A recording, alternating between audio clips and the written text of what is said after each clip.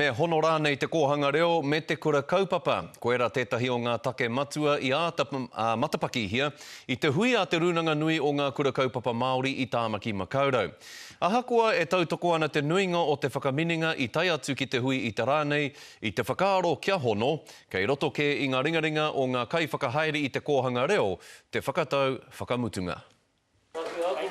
Ko tā te kai ako mahi e hara i te ngāwari. Ko tā te kai whakaako kura kaupapa Māori he ua ake. Kāore anō kia tika tā te kāwanatanga tautoko. Kāore anō kia oti a mātou te marautanga aho matua, ahakoa kua ora nei ngā kura aho matua mo te tata te toru te kautau. Ko te hua o ngā ako te aronga matua o te hui a te runanga nui o ngā kura kaupapa Māori kai Hoani Waititi Marae e tū ana. Ko te mutinga mai pea, kia ta whakamahere hia tērā, kia whakaai katoa te ngā kura kaupapa aho matua.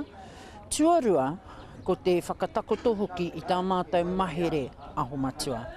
Ko te whakaaro ia i tēnei wā, kia whakakotahi i ngā whakahaere o ngā kura kaupapa Māori ki wera o te kōhanga reo.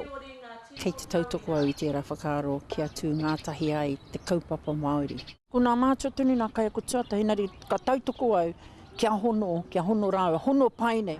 E whetū ngā kura kai te āta mātaki hia e te manatohu mātauranga o Aotearoa e raru ana ki a rātau aro matawai āroto mō te NCEA. Heoi e whā o aua kura, he kura kaupapa Māori.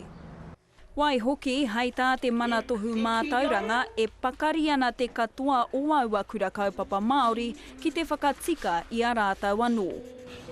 He take nui tēnei ko te taupatupatu o tā te Pākehā tirohanga mai ki ngā mahi a te kaupapa Māori, tana whakawā mai me āna ngohe aromatawai hoki, ahu mai i te ao Pākehā. Hei a pōpō rāno mutu ai te hui a te runanga nui, me te manako ia ka whakaetia e te whakaminenga, he tukanga aromatawai he rautaki aho matua anō hoki. Orini Tipene Leach, Te Karere.